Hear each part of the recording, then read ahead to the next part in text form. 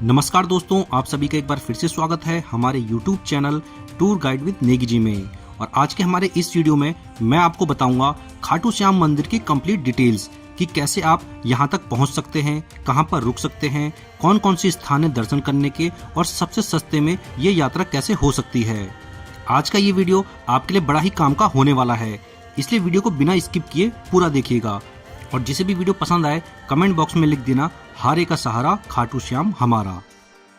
चलिए दोस्तों, सबसे पहले जानते हैं कि आप खाटू श्याम मंदिर कैसे पहुंच सकते हैं। तो दोस्तों, खाटू श्याम जाने के लिए सबसे नजदीकी रेलवे स्टेशन रहेगा रिंगस। रिंगस रेलवे स्टेशन से खाटू श्याम की दूरी 16 किलोमीटर की है और आपको भारत के कई शहरों से डायरेक्ट रिंगस के लिए ट्रेन मिल जाती है। और रिंगस रेलवे स्टेशन से बाहर निकलते ही 200 मीटर की दूरी पर आपको टैक्सी वगैरह मिल जाती हैं, जो 50 रुपए का चार्ज लेते हैं और आपको खाटू श्याम तक छोड़ देंगे। या फिर अगर आपको रिंगस तक ट्रेन नहीं मिलती है तो आप जयपुर तक भी आ सकते हैं, क्योंकि जयपुर राजस्थान का एक बड़ा शहर है और यहाँ तक कई शहरों से डायरेक्ट ट्रेन मिल जाती है। तो अगर आपको रिंगस तक ट्रेन नहीं मिलती है तो आप आ जाइए जयपुर, और जयपुर से खाटू श्याम की दूरी करीब 70 किलोमीटर की है। जयपुर रेलवे स्टेशन से 1 किलोमीटर की दूरी पर सिंधी कैंप बस स्टेशन है, यहाँ से आपको खाटू श्याम के लिए बस मिल जाएगी। या फिर अगर आप टैक्सी करके जाना चाहते हैं तो जयपुर रेलवे स्टेशन के बाहर आपको टैक्सी भी मिल जाएगी, जिसका किराया 2 से 2,500 रुपए लेंगे ये आपको पहुंचाने का और वापस लाने का, जिसमें आपको ये दर्शन करवा के वापस शाम तक पहुंचा भी देंगे। तो इस तरह से अगर आप टैक्सी से जाना चाहते हैं तो टैक्सी से जा सकते हैं, और अगर आप सस्ते में जाना चाहते हैं तो आप बस से जा सकते हैं। बस का किराया 100 रुपए से 120 रुपए तक रहता है। तो इस तरह से आप पहुंच सकते हैं खाटू श्याम मंदिर में। यदि आप फ्लाइट से आना चाहते हैं खाटू श्याम मंदिर तक तो इसके लिए जो सबसे नजदीकी एयरपोर्ट रहेगा वो भी जयपुर का ही रहेगा। तो इसके लिए आप पहले आ जाइए जयपुर में और उसके बाद यहाँ से बस या फिर टैक्सी करके फिर इसी तरह से पहुंच जाइए खाटू श्याम मंदिर। और दोस्तों, हम इस यात्रा को कर रहे हैं रिंगस से, और जब आप रास्ते में जाएंगे तो आपको खाटू श्याम बाबा के बहुत से भक्त पैदल ही निशान यात्रा करते नजर आ जाएंगे। ये लोग अपनी ही मस्ती में खाटू श्याम के जयकारे लगाते हुए पैदल यात्रा करते हैं। इसके अलावा दोस्तों, ऐसे भी बहुत से भक्त होते हैं जो लेट कर दंडवत होकर भी इस यात्रा को करते हैं। बहुत से लोगों की मन्नत पूरी होने पर वो ऐसी यात्रा करते हैं, जिसे रिंगस से यहाँ तक आने में 10 से 15 दिनों का समय लग जाता है। खाटू श्याम के भक्त पूरे देश भर में करोड़ों हैं, और जो कोई दुनिया में परेशान हो या फिर जिंदगी में हार चुका होता है, अगर वो बाबा के दर्शन कर ले तो खाटू श्याम उसकी जरूर सुनते हैं और उसकी मनोकामना को पूरी कर देते हैं, क्योंकि वो कलयुग के एक ऐसे भगवान है जो सबकी सुनते हैं और भगवान श्री कृष्ण का उन्हें आशीर्वाद प्राप्त है। अब दोस्तों, हम रिंगस से 16 किलोमीटर की यात्रा करके पहुंच चुके हैं खाटू श्याम। दोस्तों, यहाँ पे खाटू श्याम का जो प्रवेश द्वार है उसका नाम है तोरण द्वार। यहाँ पहुंचकर लोग अपनी मस्ती में नाचते और झूमते हैं। यहाँ आपको कोई गाता तो कोई नाचता दिखाई दे जाएगा। यहाँ आकर खाटू श्याम की भक्ति का एक अनोखा ही रंग देखने को मिलता है। आप भी कमेंट बॉक्स में जय श्री श्याम जरूर लिखें। दोस्तों, अगर आप सबसे सस्ते में खाटू श्याम की यात्रा करना चाहते हैं तो आप रात का सफर करके पहुंच जाइए सुबह तक खाटू श्याम, और पूरा दिन यहाँ पे दर्शन कीजिए। यहाँ पे दर्शन करने में 6 से 7 घंटे ही लगते हैं, और उसके बाद वापस रात की ट्रेन से ही अपने शहर को लौट जाइए।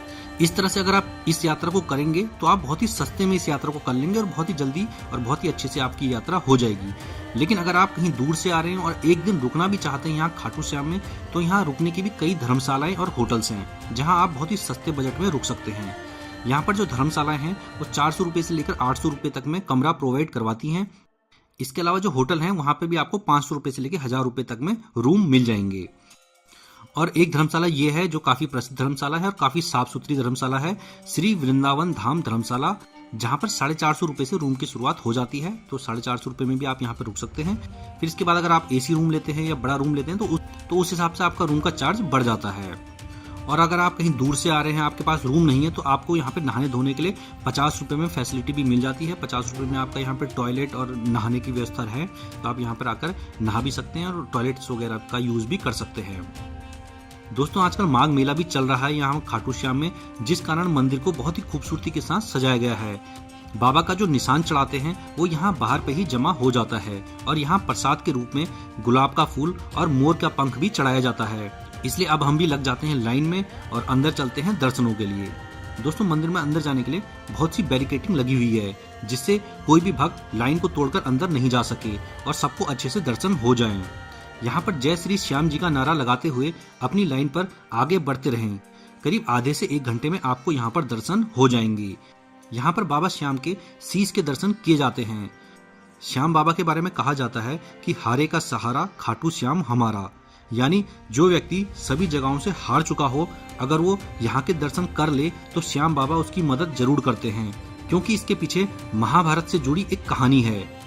दोस्तों, कहते हैं कि पांडव जब वनवास पर गए थे तब भीम का विवाह हिडम्बा से हुआ था।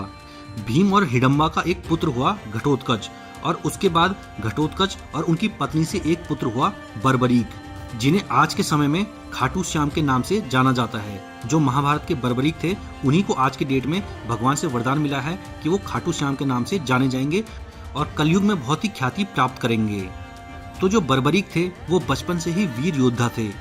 उनको 3 अमोघ बाण चलाने का वरदान मिला हुआ था, जिससे वो तीनों लोकों में विजय हासिल कर सकते थे।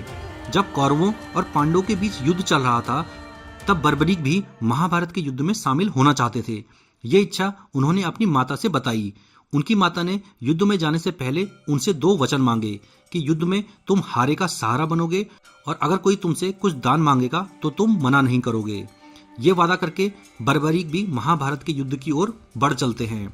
महाभारत के संपूर्ण युद्ध को बर्बरीक जी अपने 3 बाणों से जीत सकते थे। जब बर्बरीक जी युद्ध के लिए निकले तो कौरव हारने वाले थे। श्री कृष्ण भगवान को ये पता था अगर बर्बरीक ने कौरवों का साथ दिया तो पांडव हार जाएंगे। ये सोचकर श्री कृष्ण ब्राह्मण का रूप धारण कर बर्बरीक के पास पहुंचे उनकी परीक्षा लेने के लिए। भगवान ने उनकी परीक्षा लेने के लिए उनसे पूछा कि अगर तुम इतने बड़े योद्धा हो तो इस पीपल के पेड़ की पत्तियों पर छेद करके दिखाओ और सभी पत्तियों पे छेद होने चाहिए। बर्बरीक ने एक ही बाण से सभी पत्तियों पर छेद कर दिया और एक पत्ता भगवान श्री कृष्ण ने अपने पैर के नीचे दबा रखा था। जब भगवान श्री कृष्ण ने पैर हटाया तो उसके नीचे भी छेद था। ये देख भगवान श्री कृष्ण समझ गए कि अगर इन्होंने कौरवों का साथ दे दिया तो अनर्थ हो जाएगा, इसलिए उन्होंने बर्बरीक से उनका सिर दान में मांग लिया। बर्बरीक ने तुरंत अपना शीश काटकर उन्हें दान दे दिया। उनके इस त्याग को देखकर भगवान श्री कृष्ण ने उन्हें आशीर्वाद दिया कि कलयुग में तुम्हारा सिर खाटू में प्रकट होगा और तुम मेरे नाम से यानी श्याम के नाम से कलयुग में पूजे जाओगे, और जो भी भक्त दुनिया में सब जगह से हार गए हों उनका तुम सहारा बनोगे। इसलिए कहा जाता है हारे का सहारा बाबा श्याम हमारा। इसलिए यहाँ खाटू श्याम में बाबा श्याम के शीश की पूजा की जाती है। और ऐसा कहा जाता है कि यहाँ पर खाटू गांव के एक राजा रूप सिंह चौहान और उनकी पत्नी नर्मदा कंवर ने यहाँ पर खाटू श्याम मंदिर की स्थापना की। उनको यहाँ पर भगवान बर्बरीक का सिर मिला था और उनको यहाँ पर स्थापित करके खाटू श्याम मंदिर की स्थापना हुई है। यहाँ पर मंदिर में दर्शन करने के बाद आप यहाँ श्याम कुंड के दर्शन करना भी बिल्कुल मत भूलिएगा। यहाँ पर श्याम कुंड वो स्थान है जहाँ पर भगवान बर्बरीक का सिर प्राप्त हुआ था। ये कुंड मंदिर के पास ही स्थित है। यहाँ पर स्नान करना बड़ा ही शुभ माना जाता है और माना जाता है कि यहाँ पर स्नान करने से शरीर के सभी रोग दूर हो जाते हैं। यहाँ पर स्नान करने के बाद अब आप यहाँ की मार्केट में शॉपिंग के लिए जा सकते हैं। मार्केट में आपको खरीदारी के कई ऑप्शन मिल जाएंगे। साथ में खाने पीने के भी कई यहाँ पे रेस्टोरेंट और होटल्स हैं, तो जहाँ पर आप बहुत ही सस्ते में और बहुत ही स्वादिष्ट खाना भी खा सकते हैं। यहाँ पर जो सादी थाली है वो 70 रुपये से स्टार्टिंग हो जाती है। इसके अलावा अगर आप अपने कुछ मनपसंद का खाना चाहते हैं तो उसका रेट अलग सा रहता है। अब बात करते हैं कि इस यात्रा पे आपको कितना खर्चा आने वाला है। तो दोस्तों, सबसे सस्ते में यात्रा करने के लिए आपको रात की ट्रेन का सफर करते हुए सुबह पहुंचना है खाटू श्याम, और खाटू श्याम से दिन भर दर्शन करने के बाद वापस अपने शहर को निकल जाना है। तो इस तरह से अगर आप यात्रा करते हैं तो आप सबसे सस्ते में इस यात्रा को कर लेंगे। और अगर आप एक दिन यहाँ धर्मशाला में रुकना भी चाहते हैं तो करीब 1500 रुपये से लेकर 2000 रुपये आपका खाटू श्याम में घूमने का खर्चा आ जाएगा केवल यहीं का। इसके अलावा जहाँ आप जिस शहर से आ रहे हैं वहाँ से आने जाने का ट्रेन का टिकट इसमें और ऐड कर लीजिए तो टोटल खर्चा आपका इतना लग जाएगा। तो दोस्तों, हमने अपने वीडियो के माध्यम से आपको खाटू श्याम की संपूर्ण जानकारी देने की कोशिश की है और आशा करता हूँ आपको काफ़ी मदद मिलेगी।